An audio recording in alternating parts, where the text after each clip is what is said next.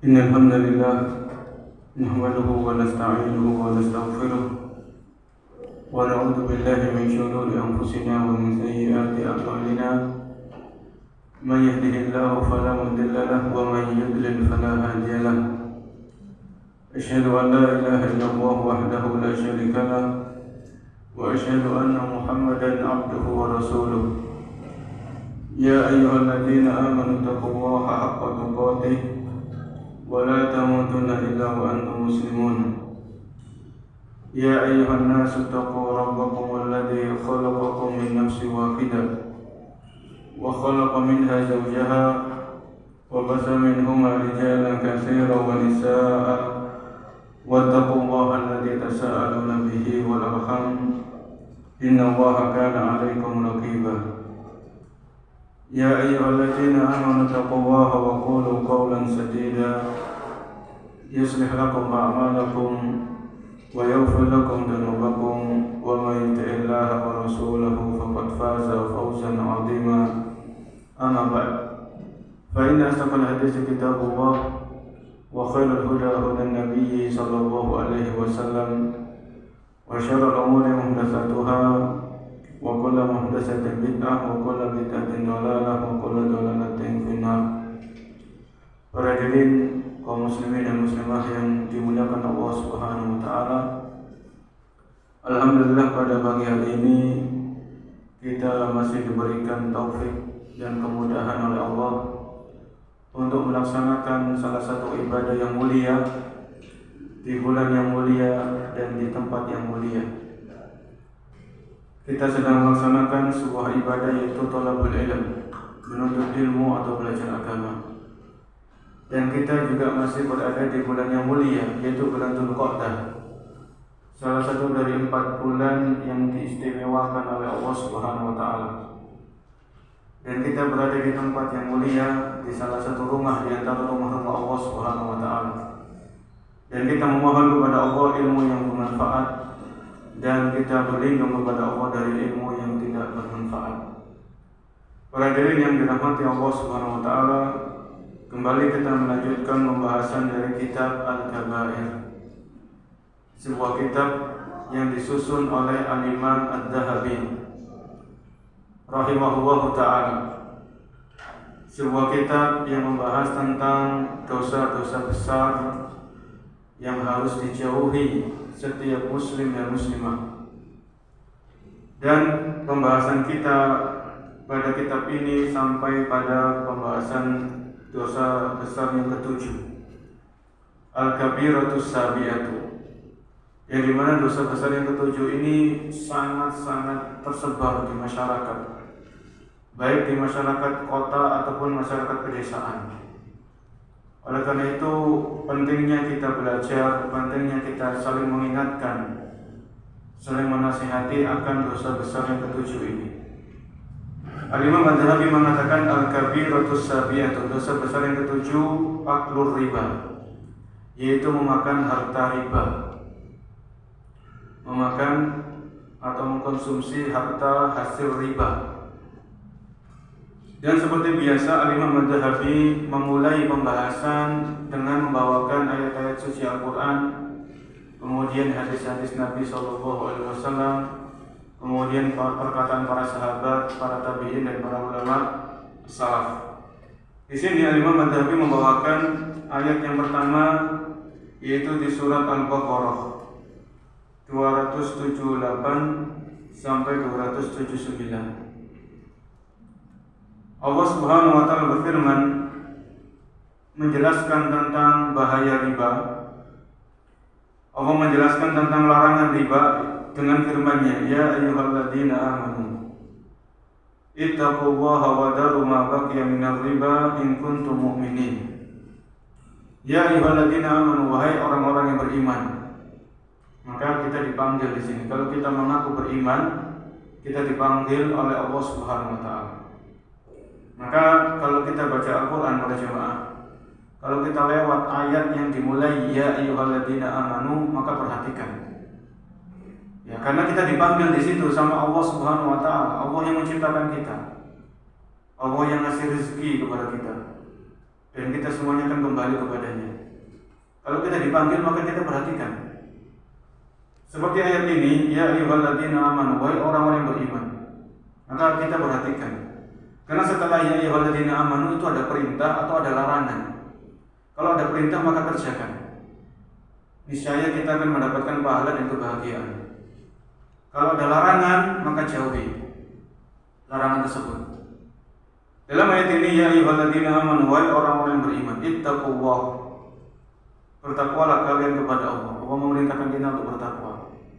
Wa dharu ma baqiya minar riba, dan tinggalkan apa-apa yang tersisa dari harta-harta riba, in kuntum mu'minin, kalau kalian benar-benar beriman. Ya. Jadi konsekuensi keimanan itu adalah kita meninggalkan segala macam yang berbau riba. Ya. Kemudian fa illam taf'alu, kalau kalian tidak melakukan, kalian terus-menerus ya bertransaksi dengan riba, apa akibatnya? Fa illam taf'alu, kalau kalian tidak berhenti dari riba, fa'danu biharbin minallahi wa rasulih, maka tunggulah peperangan dari Allah dan Rasulnya. Sampai akhir ayat. Ini ayat ini menegaskan dan menjelaskan kepada kita tentang dahsyatnya dosa riba ini. Dan akibatnya sangat bahaya, yaitu peperangan dengan Allah dan Rasulnya. Fa'danu biharbin minallahi wa rasulih, maka tunggulah peperangan dari Allah dan Rasulnya. Dan tidak mungkin seseorang itu bisa menang ketika dia berperang dengan Allah Subhanahu wa ta'ala. Ya. Pasti orang yang diancam dengan peperangan, orang ini akan hancur dan binasa, akan sengsara hidupnya, dunia dan akhirat. Dan dalam ayat ini juga Al-Baqarah 278 sampai 279 kita mendapatkan faedah bahwasanya keimanan ini penting pada jemaah. Terkadang seseorang itu sudah tahu riba itu haram, tapi belum mampu untuk melepaskan diri dari jerat-jerat riba, itu belum mampu karena keimanannya lemah. Kalau iman itu menancap kuat di dalam dada seorang muslim, kalau keimanan itu menancap kuat di dalam dada seorang muslimah, di dalam hatinya, maka dia akan berusaha sekuat tenaga untuk melepaskan diri dari riba ini. Ini kembali kepada iman, karena Allah mengingatkan dalam ayat ini, in kuntum mu'minin, kalau kalian benar-benar beriman. Iman, kita ingat iman kepada Allah, iman kepada malaikat, iman kepada kitab, iman kepada Rasul, iman kepada hari akhir, iman kepada takdir. Ya. Ini ayat yang pertama yang dibawakan oleh Al-Imam Ad-Dhahabi tentang bahaya dosa besar yang namanya riba. Bahwasanya orang-orang yang bertransaksi riba adalah mereka akan diperangi oleh Allah dan Rasulnya. Kemudian yang berikutnya, di antara ayat yang dibawakan oleh beliau Al-Imam Ad-Dhahabi rahimahullah, yaitu ayat yang ada di surat Al-Baqarah 275. Al-Baqarah ayat 275. Ini adalah ayat yang menjelaskan tentang bagaimana hukuman yang akan didapatkan oleh orang-orang yang bertransaksi dengan riba ketika nanti di akhirat. Selain ayat yang pertama tadi, peperangan dari Allah dan Rasulnya, ayat ini mengatakan, Allah berfirman, alladzina ya'kuluna riba, orang-orang yang memakan harta riba, la yaqumuna illa kama yaqumul ladzi yatakhabbathu asyaitanu minal mas. Ya. Orang-orang yang memakan harta riba, tidaklah mereka berdiri nanti di hari kiamat kecuali mereka seperti orang-orang yang kerasukan jin, orang-orang yang kerasukan itu. Yatakhabbathu asyaitanu minal mas, kayak orang-orang yang gila. Ya. Kemudian sampai firman Allah Subhanahu wa taala, "Wa man 'ada fa ulaika ashabun nar hum fiha khalidun." Barang siapa yang tetap bersikokoh untuk bertransaksi dengan riba, maka fa ulaika ashabun nar, mereka adalah penghuni neraka dan mereka kekal di dalamnya. Ini di antaranya tadi firman Allah dalam surat Al-Baqarah 275. Ya, seperti orang-orang yang kesurupan. orang-orang yang bertransaksi dengan riba nanti di hari kiamat mereka dibangkitkan seperti orang-orang yang kesurupan. Yatakhabbathu asyaitanu minal mas. Ya, mereka dihinakan oleh Allah di seluruh makhluk ketika dibangkitkan oleh Allah di padang mahsyar. Kelihatan pelaku-pelaku riba itu bagaimana ketika mereka dibangkitkan. Ya, ini sangat-sangat mengerikan. Kemudian juga di sini Imam Adz-Dzahabi mengatakan fahada wa'idun 'adzimun bil khuludi finnar. Maka dalam ayat ini Allah mengingatkan tentang ancaman kekal dalam neraka. Kama tara liman ada ila riba ba'dal mau'idah. Sebagaimana orang-orang yang tetap bertransaksi dan riba setelah dia tahu akan keharamannya, wala haula wala quwwata illa billahil aliyyil azim. Maka tidak ada daya dan upaya kecuali dari Allah Subhanahu wa taala. Ya, ayat-ayat ini sangat-sangat tegas para jemaah, tidak ada kemungkinan yang lain. Maksudnya di sini ayatnya menjelaskan kepada kita tentang bahaya transaksi ribawi. Ini ayat yang kedua yang dibawakan oleh beliau rahimahullahu taala. Kemudian Al-Imam Adz-Dzahabi membawakan hadis-hadis Nabi SAW tentang haramnya transaksi riba. Wa qala an-nabiy sallallahu alaihi wasallam, ijtanibus sab'al mubiqat, jauhilah 7 dosa yang membinasakan. Jauhilah 7 dosa yang membinasakan. Nabi menyebutkan, para sahabat bertanya, wa ma hunna ya Rasulullah? Apa 7 dosa yang membinasakan tadi? Ya, ini sering ya Nabi SAW menyebutkan secara global dulu, baru beliau perinci 1, 2, 3, 4, 5, 6, 7 seperti itu. Ya, ini supaya pendengar itu penasaran, apa 7 dosa ini apa? Bertanya-tanya gitu. Sama saja kalau misalnya seorang guru masuk ke ruang kelas, ada 7 anak yang tidak berhasil dalam ujian akhir semester. Wah, ini murid-murid itu keringetan itu. Siapa 7 anak ini? Jangan-jangan saya. Jangan-jangan saya. Wah, takut. Ya. Beda kalau seorang guru 7 anak ini ya nggak lulus, 1, 2, 3 ini biasa. Oh, ternyata saya nggak lulus. Tapi kalau disebut secara global, baru diperinci, itu akan membuat apa? Penasaran. Makanya Nabi di sini para sahabat bertanya, "Qalu ya wa ma hunna ya Rasulullah?" Apa 7 dosa tadi yang membinasakan, yang menghancurkan?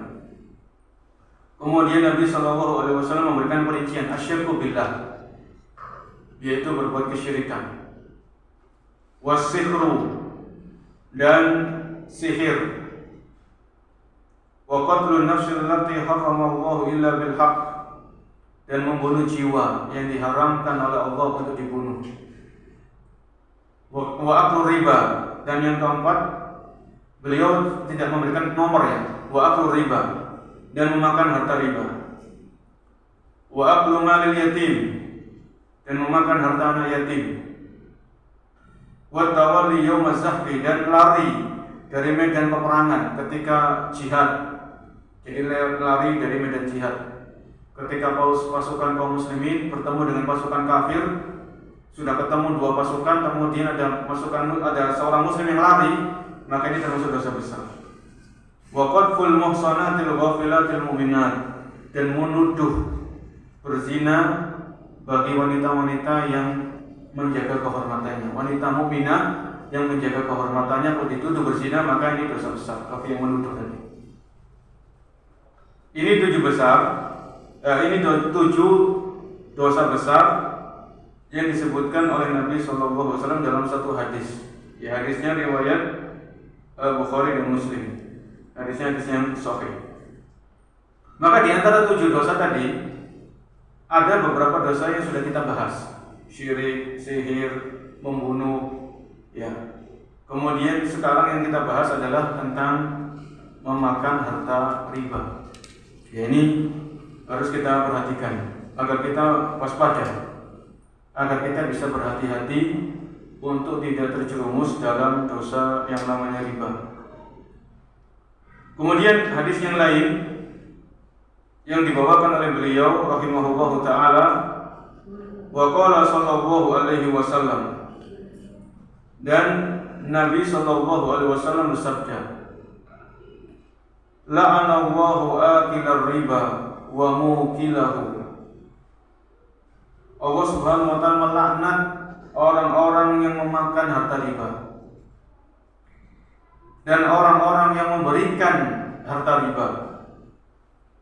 Di dalam riwayat yang lain, wa syahidaihi wa katibahu, dan Allah melaknat saksi-saksi transaksi riba, dan Allah melaknat orang-orang yang menulis transaksi riba.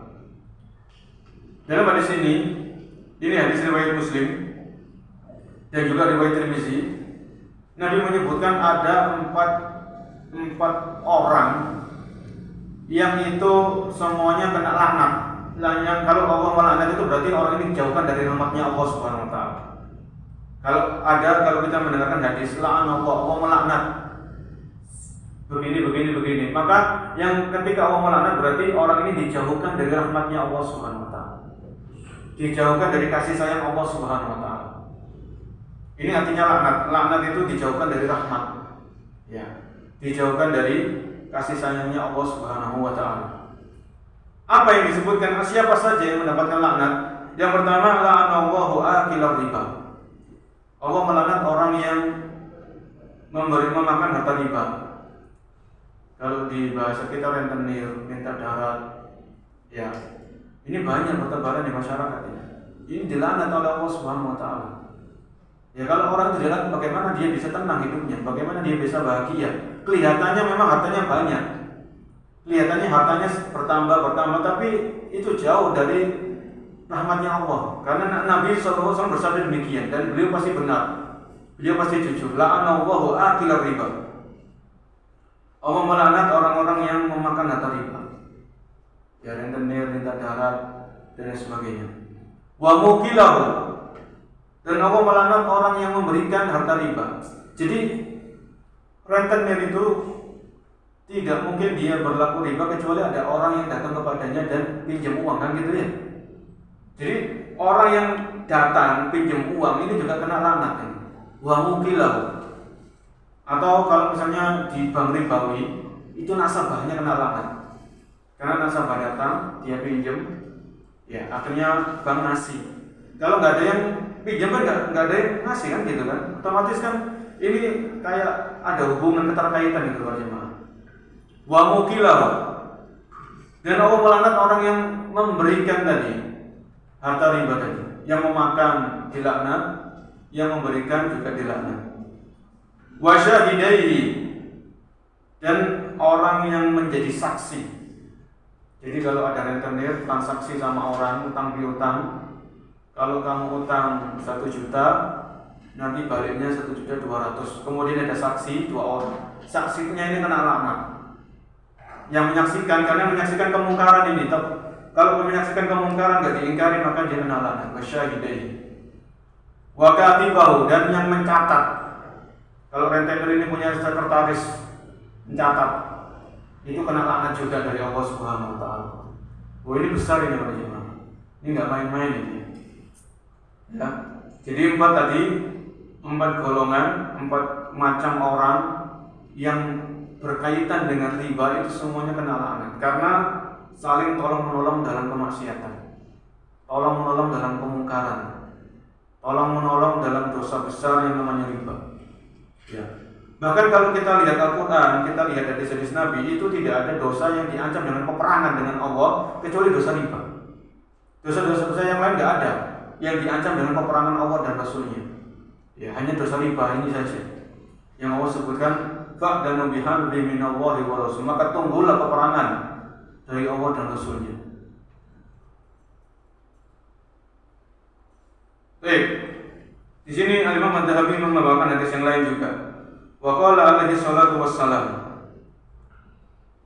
dan Nabi sallallahu alaihi wasallam bersabda, akilur riba wa mukiluhu wa katibuhu idza alimu dzalika mal'ununa ala lisani Muhammadin yaumal qiyamah. Para pemakan harta riba dan orang yang memberikan harta riba, dan orang yang mencatat. Kalau mereka tahu itu riba, ya, kalau mereka tahu ini riba tapi mereka kerjakan, mal'ununa ala lisani Muhammadin sallallahu alaihi wasallam yaumil qiyamah, maka mereka dilaknat oleh Nabi sallallahu alaihi wasallam di hari kiamat. Jadi yang melaknat ini bukan hanya Allah saja subhanahu wa ta'ala, tapi juga Nabi sallallahu alaihi wasallam melaknat orang-orang yang riba ini tadi, nanti di hari kiamat dilaknat sama Nabi sallallahu alaihi wasallam. Ya, ini hadis riwayat Imam An-Nasai. Ini tadi ayat-ayat Al-Quran dan juga hadis-hadis yang disebutkan oleh Al-Imam Adz-Dzahabi tentang bahaya riba. Ya, bahaya riba. Bahkan di antara ciri-ciri orang Yahudi, mereka dilaknat oleh Allah Subhanahu wa taala. Orang Yahudi ini mereka transaksinya riba, wa akhdihimur riba wa qatnuhu anhu. Ya. Orang-orang Yahudi di antara sebabnya mereka dilaknat juga adalah karena mereka orang-orang Yahudi ini suka bertransaksi dengan riba. Kemudian di dalam ayat yang lain, ya, yang belum disebutkan atau sudah disebutkan tapi kita jelaskan, yaitu Allah berfirman wa yamhaqullahu riba wa yurbi as-shadaqah. Yamhaqullahu riba wa yurbi as-shadaqah. Ini di surat Al-Baqarah 276. Ya. Allah Subhanahu wa taala berfirman,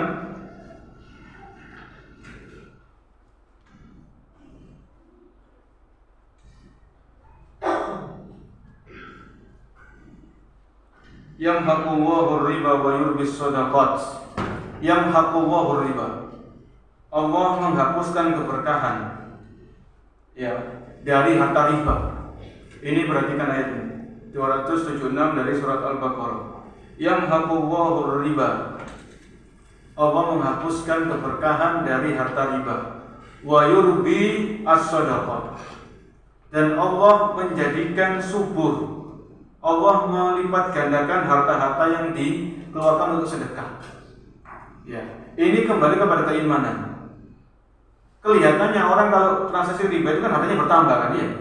Dia ngutangkan 1 juta, baliknya 1.200.000. Apalagi kalau telat ada dendanya, bisa jadi 1.500.000. Ini kan secara dohir kan bertambah kan gitu ya. Tapi di situ secara dohirnya bertambah, tapi keberkahannya dihapus, dicabut. Sesuai dengan ayat ini, yamhaqullahu riba. Allah mencabut keberkahan dari riba tadi. Wa yurbis shadaqat. Dan Allah menyuburkan, melipat gandakan, melanggengkan orang-orang yang hartanya disedekahkan di jalan Allah Subhanahu wa taala. Ini kan kembali kepada keimanan. Orang sedekah itu kan hartanya kan berkurang kan. Orang punya harta, misalkan punya 5 juta, disedekahkan 200.000 kan berkurang. Secara zahir berkurang. Tapi di sisi Allah orang ini hartanya bertambah. Dan Allah akan ganti dari cara-cara yang tidak kita ketahui, yang tidak kita sadari. Allah akan menggantinya. Ya. Ini kembali kepada keimanan. Secara zahir riba itu bisa menambah harta. Namun riba pada hakikatnya adalah menghancurkan, mencabut keberkahan dari harta itu sendiri. Secara zahir sedekah itu mengurangi harta. Namun secara hakikat sedekah itu melipat gandakan harta itu sendiri tanpa kita sadari. Karena Nabi SAW bersabda, "Ma naqasat malun min shadaqah." Tidaklah berkurang harta itu dengan sedekah. Ya.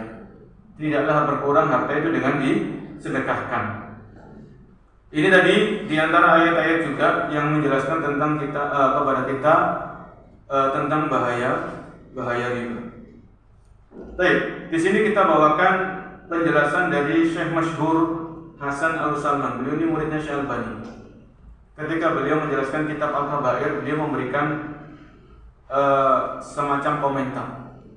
Ya. Di sini kami bawakan kata beliau, walil ma'asi amatun asarun mudammiratun fi qiyamil ummah. Jadi riba secara khusus dan maksiat atau dosa secara umum itu bisa menyebabkan beberapa hal berikut ini. Yang pertama, kemaksiatan itu bisa menyebabkan kerusakan di muka bumi. Ya. Jadi kalau riba itu tersebar, itu bisa menyebabkan kerusakan di muka bumi ini. Nanti para jemaah bisa lihat surat Ar-Rum ayat 41. Ar-Rum 41. Dhaharul fasadu fil barri wal bahri bima kasabat aydin nas. Telah tampak kerusakan di daratan dan di lautan bima kasabat aydin nas, disebabkan karena ulah tangannya manusia. Liyudhiqahum ba'dalladzi amilu. Dan hal itu Allah timpakan kepada mereka supaya mereka sadar akan mereka apa yang mereka berbuat. Ya, la'allahum yarji'un, agar mereka kembali kepada Allah Subhanahu wa taala. Ini di antara dampaknya riba, di antara dampak maksiat itu adalah banyaknya kerusakan-kerusakan di muka bumi ini. Terjadinya gempa, terjadinya longsor, terjadinya bencana di sini dan di situ, ya erupsi gunung. Ini semuanya tidak lepas dari kemaksiatan para jemaah.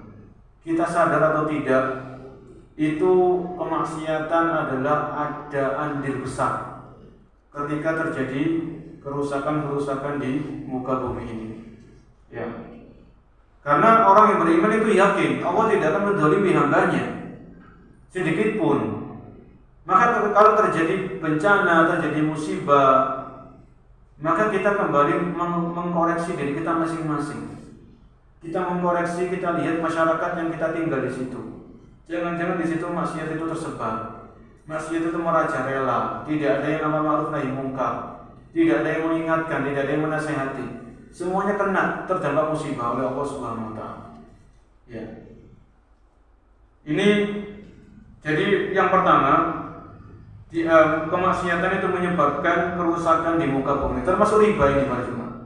Ya, termasuk riba ini adalah kemaksiatan yang merajalela, hampir sama dengan zina yang sudah menyebar di kalangan kaum muslimin. Ya. Kemudian yang kedua, di antara dampak kemaksiatan termasuk dampak riba adalah al-ma'asi tuzilun ni'am. Kemaksiatan itu bisa mencabut kenikmatan-kenikmatan yang Allah berikan kepada kita. Kemaksiatan di antaranya riba itu bisa mencabut kenikmatan-kenikmatan yang selama ini Allah berikan, Allah karuniakan kepada kita. Ya. Allah sebutkan dalam surat An-Nahl ayat 112. An-Nahl ayat 112. Wa daraballahu masalan qaryatan kanat aminatan mutmainnatan ya'tiha rizquha. Dan Allah berikan perumpamaan sebuah tempat, sebuah desa, sebuah negeri yang negeri itu aman, kemudian tentram, damai. Ya'tiha rizquha, yang dimana di negeri itu dikasih rezeki oleh Allah Subhanahu wa taala. Ya, rezekinya melimpah.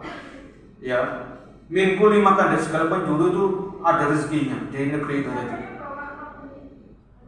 Faka farat bi'an umillah, kemudian mereka mengingkari nikmat-nikmat Allah. Fa'adaqahallahu libasal syu'i wal khawfi bima kanu yasna'un. Maka Allah timpakan kepada mereka kelaparan dan ketakutan disebabkan apa yang mereka kerjakan. Ya, ini kalau sebuah negeri itu banyak sekali kemaksiatan, banyak sekali kemungkaran, termasuk diantaranya riba, maka di situ kenikmatan yang Allah berikan kepada negeri tadi akan dicabut oleh Allah Subhanahu wa taala. Yang semulanya gemalipa, rojinawi, nanti tiba-tiba jadi banyak kelaparan, banyak kesengsaraan, banyak penderitaan, banyak ketakutan. Ini bisa jadi itu akan terjadi di negeri kita kalau kita tidak mengingatkan saudara-saudara kita dari bahaya riba ini. Ya. Dan juga Sabah, para jemaah, Sabah ini negeri yang makmur dulunya. Kalau kita baca surat Sabah di Al-Quran, Allah sebutkan di surat Sabah itu 17. Ya, dzalika jazainahum mimma kafaru wa hal nujzi illa al-kafur. Dan begitulah kami membalas orang-orang yang kafir, orang yang ingkar, wa hal nujzi illa al-kafur. Ya, negeri Sabah ini negeri yang luar biasa makmur. Ya, tentram, banyak sekali kenikmatan-kenikmatan di situ. Kemudian Allah timpakan kepada negeri ini kehancuran karena mereka ingkar kepada Allah Subhanahu wa taala. Banyak ya kemaksiatan-kemaksiatan yang dilakukan. Bahkan di tahun 1955 saya berdengarkan ceramah dari Ustaz Abdul Wazir sama Ustaz Afifi itu 1955 ini ada sebuah desa di Jawa Tengah itu.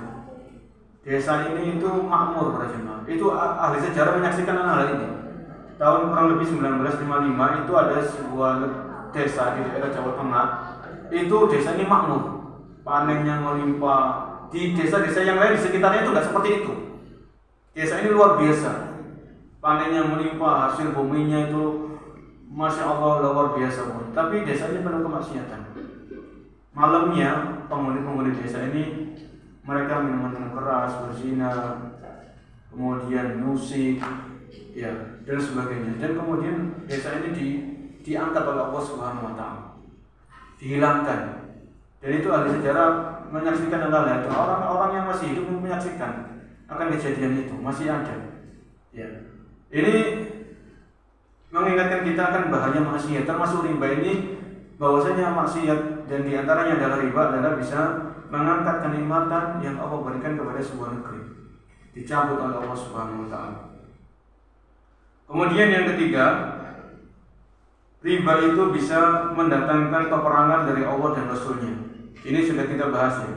Poin yang ketiga, ar-riba sababun li harbillahi wa rasulihi sallallahu alaihi wasallam. Riba itu bisa mendatangkan peperangan Allah dan Rasulnya sallallahu alaihi wasallam. Ini poin yang ketiga. Kemudian yang keempat, ar-riba sababun mahkil barakati minal amwali wal arzaq. Riba itu bisa menghapuskan keberkahan dari harta dan dari rezeki yang Allah berikan. Ya. Riba itu bisa bisa menghapuskan keberkahan dari harta yang Allah berikan kepada seseorang. Dalilnya tadi Al-Baqarah 276. Yamhaqullahu riba wa yurbis shadaqah. Kemudian yang kelima, ar-riba sababun lijal bila'natillah. Riba itu mendatangkan laknatnya Allah dan Rasulnya. Jadi sudah kita bahas dalilnya. Ya. Kemudian yang keenam, ar-riba min asbabi taslitid dunya 'alal ummah. Riba ini menjadikan umat Islam ini menjadi tidak ditakuti lagi sama orang-orang kafir. Riba ini menjadi sebab lemahnya umat Islam. Ya. Riba itu menjadi salah satu sebab lemahnya umat Islam menghadapi orang-orang kafir. Ya karena riba ini juga. Nabi SAW bersabda, "Idza tabayatum bil inah." Kalau kalian jual beli dengan inah, wa akhadtum adnabal baqar. Kemudian kalian suka dengan sapi-sapi dan kalian lalai akan kehidupan akhirat. Wa raditum bizar'i. Kemudian kalian ridho dengan pertanian. Wa taraktum al-jihad.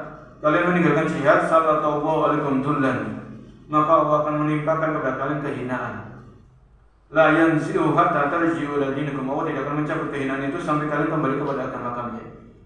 Maka di antara sebab lemahnya umat Islam itu adalah karena riba itu sendiri. Dalam hadis ini tidak ada bayatum bil inah. Kalau kalian jual beli dengan inah, ini jual beli inah ini termasuk jual beli ribawi. Ya, an yakuna muhtajan li darahim fala yajidu man yuqridu fa yashtari min shakhsin silatan bisamin muajjal summa yabi ala sahibi alladhi ishtaraha minhu bisamin aqall minhu naqdan. Jual beli inah itu kalau seseorang butuh duit, ya, saya butuh duit. Kemudian di sini disebutkan an yakuna muhtajan li darahim fala yajidu man yuqridu. Orang ini butuh duit tapi enggak ada yang mau mengutangi. Wayashtari min syakhsin, kemudian ada orang mau mengutangi tapi dia jual barang. Jadi misalnya HP, dia jual HP-nya, ya. Wayashtari min syakhsin akan bisa menimu ajal dengan dicicil. Saya beli HP-mu 5 juta, saya cicil. Ya. Kemudian orang yang jual HP, saya ambil lagi HP-nya dengan harga 4 juta. Ini sama, ujung-ujungnya nanti ketemu sama riba. Ya. Ini di dalam jual beli itu ada jual beli inah, ini termasuk tipu daya untuk membuka pintu-pintu riba. Kemudian yang ketujuh, di antara bahaya riba secara khusus dan bahaya maksiat, ar-riba sababun li hululi adabillah. Riba ini mendatangkan azabnya Allah Subhanahu wa taala. Ya. Riba ini menyebabkan datangnya azab Allah Subhanahu wa taala. Kemudian yang kedelapan, ar-riba min asbabi wala'il as'ar. Riba ini menyebabkan harga itu semakin tinggi, harga itu semakin melambung karena adanya riba. Ini disebutkan oleh Syekh Masyhur Hasan Salman dalam kitab beliau ketika beliau mensyarah kitab Al-Kabair. Dan juga para jamaah, orang yang transaksi riba itu orang yang nggak punya perasaan, orang yang tidak punya belas kasih sayang. Gambarannya begini ya, utang piutang itu akad sosial. Ya, utang piutang itu kan akad apa? Sosial, membantu. Nggak boleh kita cari untung dalam akad sosial ini, nggak boleh. Kalau jual beli memang kita cari untung, itu silakan. Jual beli, sewa menyewa, ya. Ini silakan cari untung, tapi akad sosial ini nggak boleh kita cari untung di situ. Ya. Orang ini dia butuh karena untuk misalnya anaknya sakit, ya, urgen, bukan karena untuk berfoya-foya, bukan karena untuk hal-hal yang glamor, ya. Tapi benar-benar dia butuh, dia berhutang. Kemudian ada dia utang ke rentenir, kemudian sama rentenir ini minta darat ini, dia ya saya utangi tapi kamu kembalikan sekian. Ini kan orang ini sudah kesusahan, sudah jatuh tertimpa tangga, bahkan rumah ya. Kalau dan apa bunganya itu besar misalnya, ya namanya bunga tapi aslinya adalah riba. Jadi orang-orang di sana menutupi riba itu dengan istilah bunga. Istilahnya kayaknya bagus, tapi di situ adalah istilah yang menjerumuskan kepada dosa besar. Ya, ya makanya kalau orang itu sudah kesusahan, kesulitan, ya maka ini kan sosial kita itu diuji. Kita manusia makhluk sosial, apalagi kita punya iman. Kita beriman akan adanya hari akhir, adanya hari pembalasan.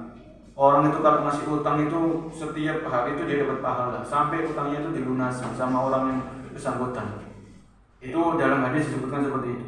Ya kita setiap hari dihitung pahala Allah Subhanahu wa taala sampai orang itu melunasi utangnya. Maka masa ada orang yang dia KTP-nya Islam, dia mengucapkan 2 kalimat syahadat, kemudian ada orang utang, dia susah, kemudian dia mengutangi dengan cara riba. Ya. Apalagi kalau telat membayar, ditambah lagi dendanya. Telat membayar ditambah lagi. Tambah susah, tambah sulit orang ini. Ya. Ini kan kasihan. Ini dari satu sisi seperti itu ya. Belum lagi ya sisi-sisi yang lain kita sebutkan tadi ya. Jadi ancaman di akhirat, ancaman di alam kubur itu ada juga bagi para pelaku riba. Ya, ini tidak ada rasa kasih sayang dan belas kasih bagi orang-orang seperti itu. Ya, ini dan Islam tidak menginginkan hal seperti itu. Islam menginginkan persatuan, menginginkan kasih sayang, saling tolong menolong, ta'awun. Itu yang diinginkan sama Islam. Ya. Ini tadi tentang riba dan juga ini juga yang menyebabkan antrian haji itu lama ya riba ini berarti. Orang itu belum mampu, dia belum mampu untuk haji. Sama oknum tertentu, sama lembaga-lembaga tertentu, lembaga keuangan tertentu, entah itu bank atau apa, dikasih pinjaman, dia nyicil dana talangan atau apa, akhirnya nambah antrian, ini yang tambah lama. Ya. Dan memang ini kalau kita katakan musibah yang musibah, orang yang ingin haji jadi harus nunggu lama. Ya. Karena memang sudah terjadi bagaimana karena ini belum adanya pemahaman yang benar dalam masyarakat kita. Bahkan beberapa pekan yang lalu kami juga dijabri sama salah satu bank, dawali dana talangan dan sebagainya. Masih sampai sekarang itu ketika antrian sudah panjang masih ada bank-bank tertentu yang untuk cari-cari orang itu supaya mau daftar haji. Pak, bayangkan seperti itu. Haji itu penting, itu rukun Islam yang kelima. Tapi kalau belum punya uang jangan dulu, ngumpulkan dulu sendiri, nabung mandiri, ya sebisanya, tetap berdoa sama Allah Subhanahu wa taala. Ya, itu yang bisa, tapi jangan memasukkan diri kemudian kita pinjam di bank, akhirnya di situ ada bunganya, ada dendanya dan sebagainya. Maka haji itu rukun Islam yang kelima, ibadah yang penting harus dengan cara yang benar. Mulai dari nabungnya, kemudian kalau sudah datang waktunya pelaksanaannya bagaimana, harus sesuai dengan sunnah, harus ikhlas hanya untuk Allah Subhanahu wa taala. Ini panjang masalah haji ini. Ya. Ini di antara dampak-dampak riba dan masih banyak dampak-dampak yang lain kesulitan-kesulitan hidup di masyarakat, khususnya pedesaan itu ya. Ini kalau kita pulang ke desa pas Idul Fitri itu banyak orang-orang yang masih melakukan transaksi riba, renten-rentennya bertebaran di sana. Ya, 5 menit cair kan itu ya, kok 5 menit cair kok enak banget, tapi lihat belakangnya dan lain sebagainya. Ini yang lihat. Dan juga di sisi yang lain, kalau kita ketemu sama orang yang mau meminjamkan hartanya tanpa riba, maka ini orang yang baik. Ya, kalau di zaman seperti saat ini, zaman sekarang ada orang yang mau meminjamkan hartanya kepada kita karena kita sulit, kemudian tanpa ada riba, itu orang yang baik. Maka balasan kebaikan itu kan kebaikan kan itu ya. Hal jazaa'ul ihsani illal ihsan. Kalau ada orang yang menghutangi kita tanpa riba, maka usahakan kita melunasinya, jangan malah lari gitu loh. Ditagih ngeles, ditagih sini bulat, gak karu-karuan. Wah, ini juga orang yang nggak tahu diri seperti ini. Sudah dikasih hutang tanpa riba, ya dikasihani, tapi orang ini malah nggak tahu diri, dia ketika ditagih diingatkan malah marah-marah, ya dan lain sebagainya. Maka harus kita sama-sama tahu diri, ya. Ini tadi pembahasan dosa besar yang ke-7, yaitu dosa riba.